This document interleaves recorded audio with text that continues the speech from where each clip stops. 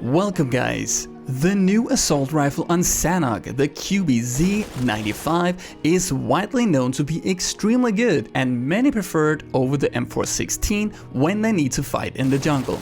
But is it really a better option than the M416, and if so, why?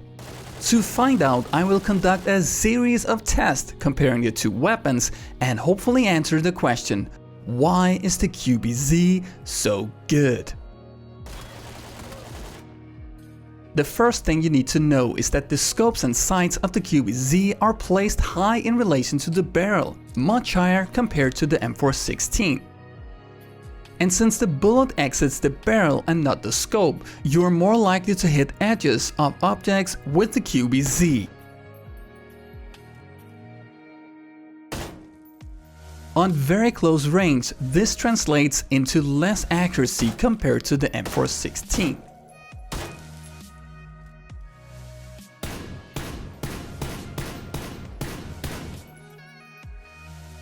And when in that close quarters needing a quick reload, the M416 is also the better choice, as it reloads faster than the QBZ. Another thing important in close combat is rate of fire, and there the M416 wins again. It simply has a higher rate of fire, meaning that if the damage is identical for both weapons, the QBZ will do less damage per second. And the damage is indeed identical on close range, as both weapons are programmed to have identical base damage. But once we get further away from our target, things change, because the M416 loses damage over range slower, meaning that they do the same damage on 500 meters, but the QBZ drops faster, making the M416 more powerful on ranges between 70 and 500 meters.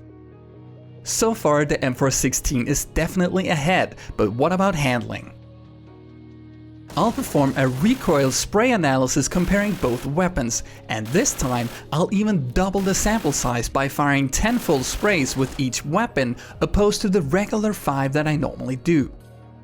This will even further strengthen the results of the tests. And when stacking these together for the QBZ, it definitely looks pretty good. But what about the M416, the commonly found assault rifle that so many times have been pressed in these tests and been the best choice for spraying? When marking up the recoil pattern, I immediately noticed that the horizontal recoil when compared to the QBZ was worse. And when adding together another 5 sprays with the M416, that story did not change. Taking a closer look on the comparison, we can see that the M416 has overall more vertical recoil, even though it's not much. The QBZ though strangely has the highest peak recoil in these tests, which possibly means that the vertical recoil of the QBZ is a bit more inconsistent. But very noticeably, the QBZ has overall less horizontal recoil, having a much tighter recoil tree chart. And if it wasn't for this spray, it would have looked absolutely sick. The 15 bullet recoil of the QBZ though is amazing and much better than the M416. You rarely need to fire more than 15 bullets to hit an enemy. If you do, you're probably dead. So now things are starting to make sense. Because what happens when you combine a slower rate of fire with less recoil? Well, you get a weapon that is great for spraying, even with scopes. Yes, the QBZ handling is so good that spraying down your enemies using a 4x or a 6x scope is definitely viable. It is so much fun to do and makes this weapon stand out from the crowd. The handling while spraying definitely is one of the reasons why the QBZ is so good.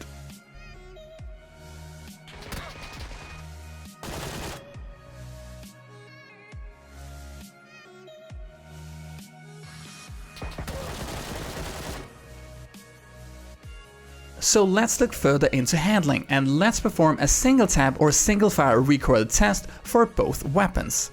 Both tests will be performed using a vertical grip, known to provide low tapping recoil while sustaining a high level of consistency. And consistency is exactly what we see with the QBZ. The max reticle position, how bouncy the weapon is very consistent, and the reticle resting position, where your reticle ends up after each shot, is also quite consistent. But when using the M416, both the max reticle position and the reticle resting position is far more inconsistent, which clearly makes it harder to use when shooting quickly in single fire. Taking a closer look at this data, the M416 is less bouncy, as the highest max reticle position is lower than the QBZ. But the QBZ is way more consistent. The handling is extremely precise, which just makes it much easier to use when single firing. Notice how stable I keep the scope when single tapping with the QBZ. This is the result of the high consistency and is another reason why the QBZ is so good.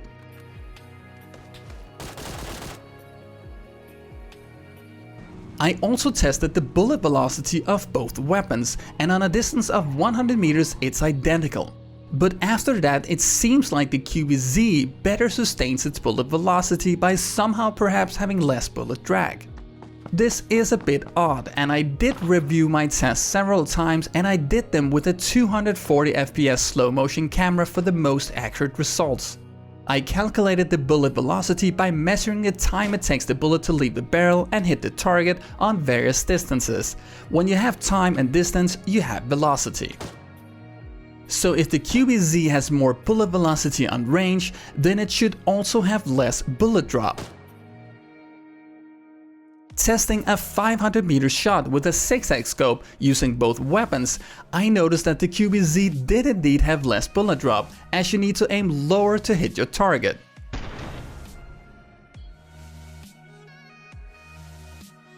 This is not a full aim point test, but this certainly backs up the tests that showed a higher bullet velocity on distance, since we now also have less bullet drop. Less bullet drop and higher bullet velocity equals easier to hit targets on range, especially if they're moving. When hitting those long-range targets, weapon sway becomes a factor.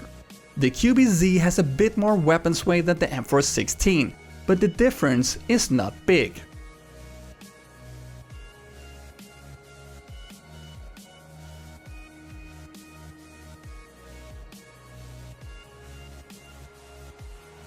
So in conclusion, the M416 is more accurate on close range due to the scope and sight positioning of the QBZ being very high.